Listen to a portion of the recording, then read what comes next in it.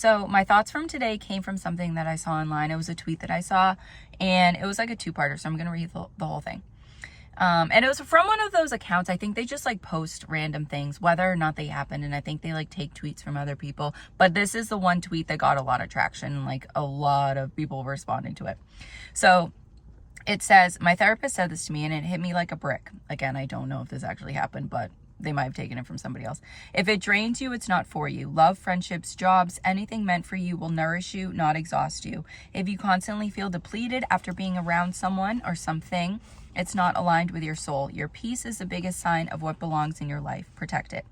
And I was like, okay. Like, I think I also read it a little bit fast because now that I like rewrote it, I wouldn't have said the word exhaust. But like, the idea was like a lot of things that I talk about. If something is really, really draining you and depleting you, it is probably not for you.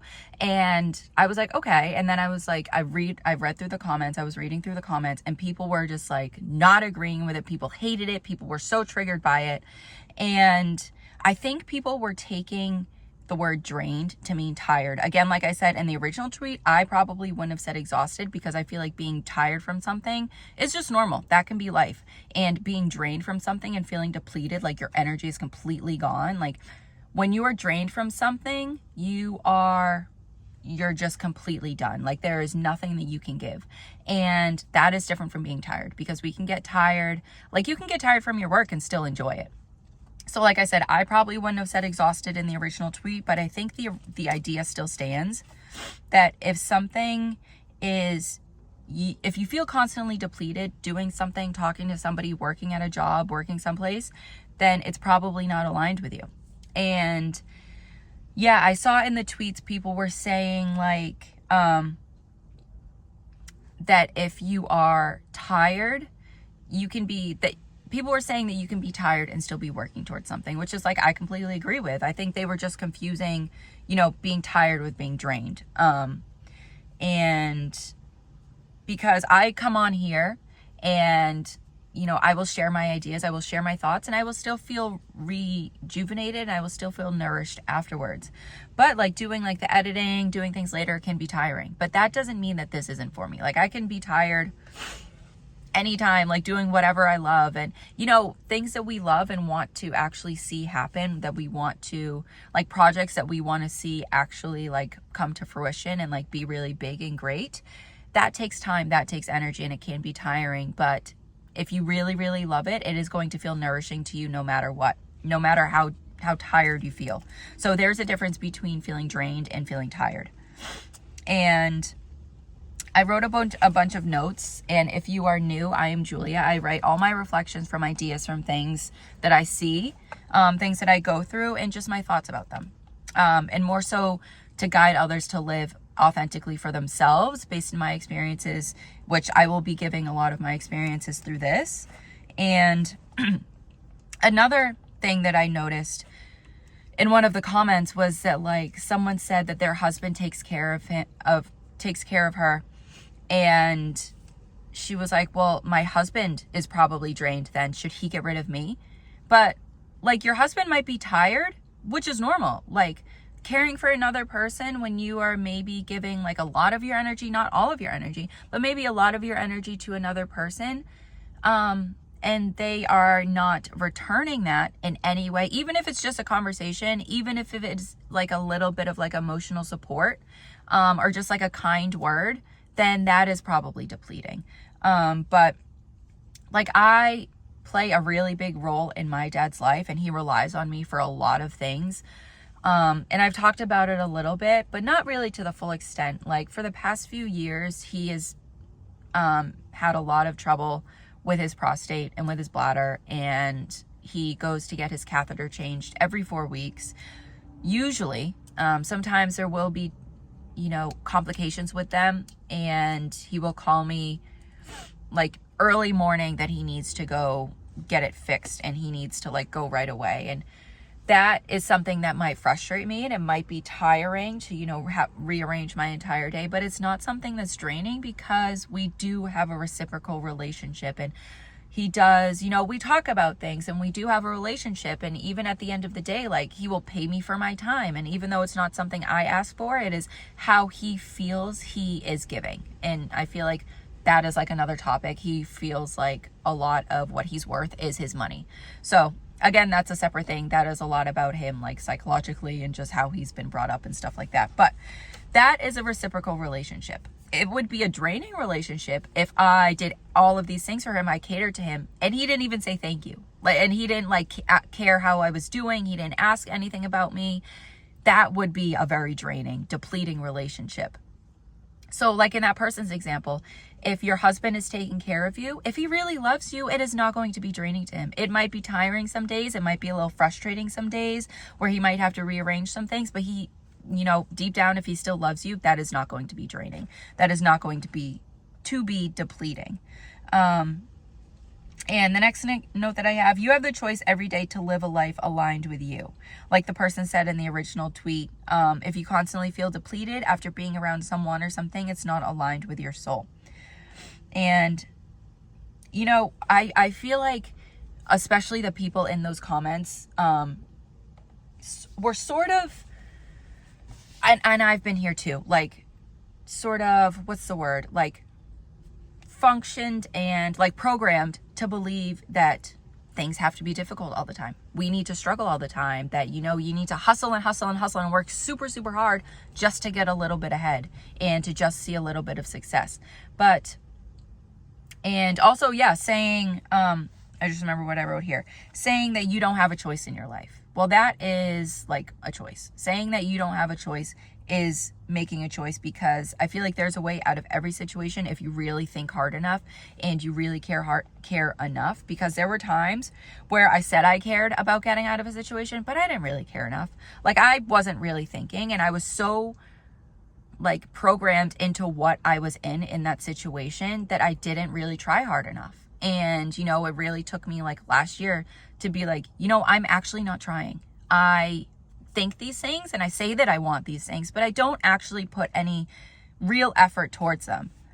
And there were times where, like, I would say that I wanted to make a certain video, or I said that I wanted to do a certain project, but I wasn't putting the action behind those things. And that is also part of why I record in the car, because I don't feel comfortable recording at my mom's house, because her husband, since I haven't really talked about it, but to get super personal, since I was younger, since I was in like middle school or high school, my mom's husband would go into my room and read my diaries and then come to me later on and ask me why I felt these certain things, even though my diary was literally hidden under my mattress. So he had to go into my room, look in my room, and to find that diary, to read it, to invade my privacy, and then have the audacity to come to me later and ask me why I felt these things. So that is why I record in my car, because while I am saving up to afford a place on my own, I am doing whatever I can to put these messages out there, to do what I can in the capacity and in the way that I have, because I want it hard enough, because I truly am putting my all into doing this thing, into building this channel. Because there have been times in the past where I was like, you know what, I would overthink it and actually let fear get in the way and be like, you know what, I can't. I was telling myself I already couldn't. And that's what I talk about later, your perspective shift. I was telling myself that I couldn't make this channel because I wasn't comfortable enough to record in my room. Even when I started this channel and I was recording in my room, I wasn't completely comfortable. I wasn't completely confident, because I wanted to talk loud and I wanted to be myself and express myself. But I wasn't comfortable doing that within the confines of my room, because I knew, even now, sometimes my mom's husband will like lower the volume, shut things off in order to listen to what I'm talking about, even in my own room. So I know when a TV shuts off, that is to listen to what I'm talking about, to listen to what is going on. So I stopped recording in my room, and I have been in my car ever since, because I feel safer in my car. I feel like I can be myself. And yeah, I am doing what I feel like I can do with the resources that I have.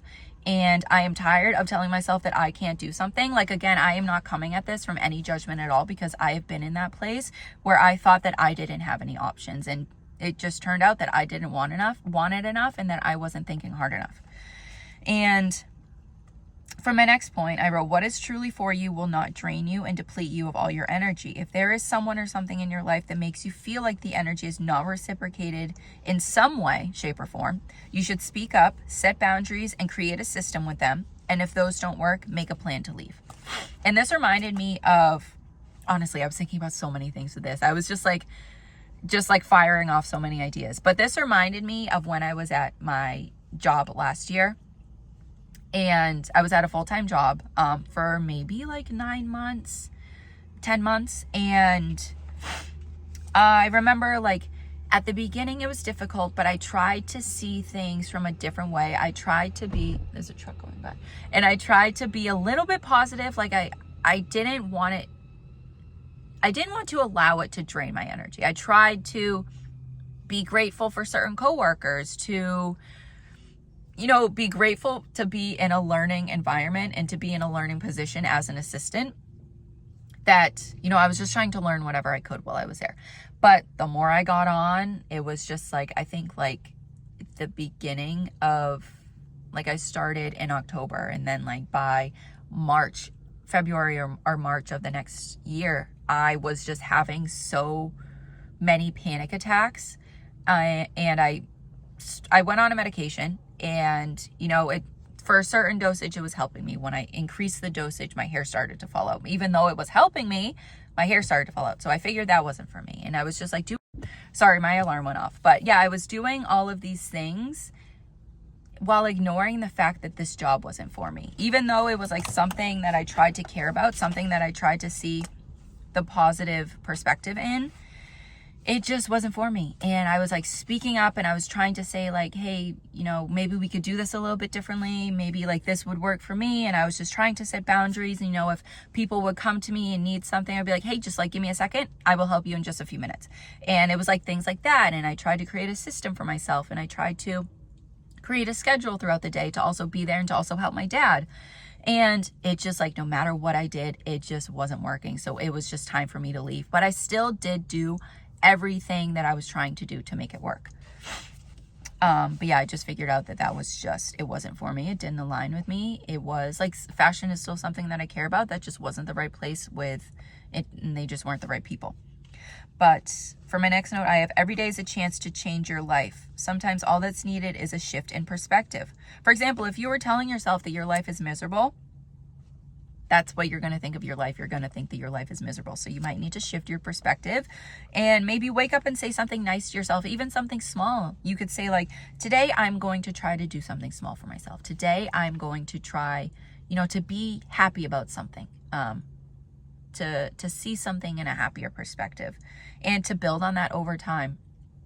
Again, there were times where, I was like just completely unhappy with my life, but I started to implement like even 3 things I was grateful for each day. I tried to be a little bit positive in little ways that really built up over time, to the point where like those affirmations are my life. They are every day something that I think. Every single perspective, every single thought that I have is something that is positive. If I feel myself slipping, I will notice that. I will be honest with myself, and I will reroute however I need to. And for my last note, I have written here, life doesn't have to be a struggle all the time. It may be hard and tough things may happen, but you choose how you react and perceive each situation.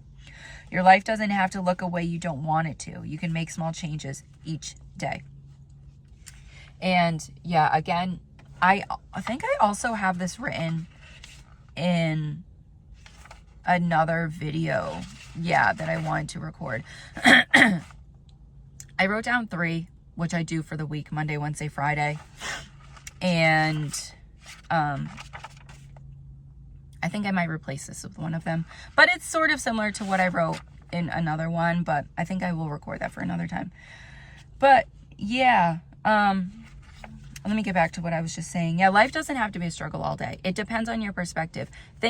Tough things can happen. Like you can like lose a loved one, you can, break your leg, you can lose your job.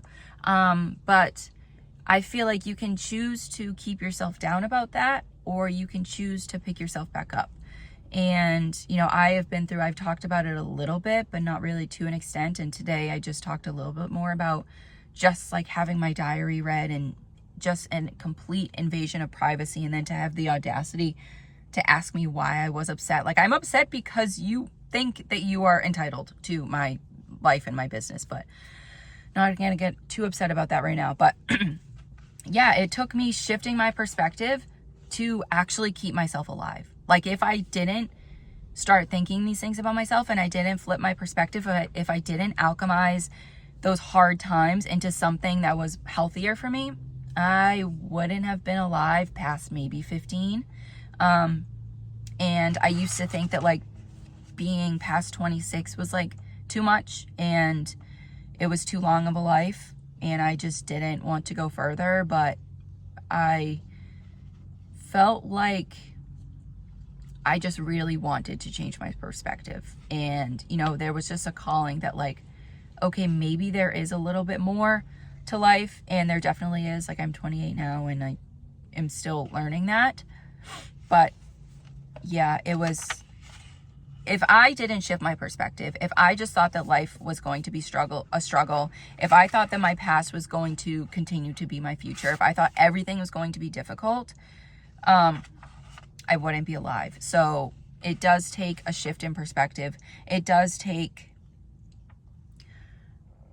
seeing and changing how you perceive certain situations and certain things in your life. Like, I know that the phrase, saying, when people say that everything happens for a reason, I think that can be really touchy and it can be really difficult. But I think that in a certain situation, your life becomes how you perceive that situation and how you want to move on from it. If like something really difficult happens to you, like I have, there's a lot of like unhappy things, like a lot of like assault and things like that have happened to me, and that I could have choose to sit in that, to continue to sit in that. Like, I sat in that for a little while, but I decided to even take these experiences and to make them into something positive, to bring them to other people and be like, hey, you can actually get out of that situation if you really allow yourself to, if you allow yourself to perceive something differently. If you were honest with yourself and saying that like, yes, maybe I am holding myself back a little bit, but I can change that. You can change your life any day. And I can feel it in my throat. clearing out. But I just lost my train of thought. But oh yeah, it doesn't actually have to happen overnight. You can put in baby steps every single day to change your life. And when I say that, you can wake up any day, choose any moment to start changing your life, you absolutely can. But it isn't going to be like it might be. But it isn't, don't have that expectation that it is going to happen within the next minute. Like, you can put in the little work, the little bits of, time and energy to change your life, to form it how you want it to be. This is something that has taken me years to realize and to understand, and to also not be upset about anymore, because there were times where, yes, I had these beliefs, but it also came with a lot of unhealed emotions. So it took me some time to actually heal those emotions, to be able to package this in a way that is helpful for other people. Because if I was actually coming on here, like maybe even 6 months ago, and saying this when I was at the beginning of this like healing that I was going through, if I was to come on here and say this 6 months ago, it would have been really, really unhealed and biased and, with a lot of triggered emotions. So there was a lot that I had to go through and shift my perspective about, and to change, just the way that I thought about it. So yeah, that was a lot that I was thinking, and it wouldn't fit into a single tweet because I think this is almost 20 minutes now. But yeah, if it physically drains you, if you truly feel depleted, not just tired, if you feel completely drained and depleted, then maybe that thing is not aligned for you. So you should try to put in boundaries and set a system for yourself. And this also reminds me, now that I'm thinking, like an example, when I, like I said, I have my dad relies on me for a lot. So there will be times where he will want to do something. Like yesterday, he wanted to go to the eye doctors. So, 2 days ago when he told me about this, when we were talking about it on the phone, it's something that he's wanted to do, but he can still see. He wants to get a cataract surgery, but he can still physically see. And I've also been telling him about this for the past year. And, he gets into a mode where becomes like almost unbearable. And then he decides he wants to do it. So a couple days ago, we were talking about this, and I was like, Dad, we should just, let's just go see if they're open. Let's just go do this. I'm going to do a little bit of my work in the morning. We can do this. He's going to do his errands in the morning, and then we're going to come together at like 1:00 and we're going to go see the eye doctor. And that is exactly what we did. We coordinated, we talked. I set like boundaries. I was like, okay, I'm going to do this in the morning. You can also do this. We set a system in motion, and, we just got it done. So there's maybe some times like that, if it is not something that is life-threatening and it is not something that is like immediately vital to do, like again, if you're in a caretaker position, that you can set boundaries, you can make a system, you can plan, you can coordinate. Because if you are not doing those things and you are saying that you are drained, excuse me, maybe you just need to set a plan in motion for your life.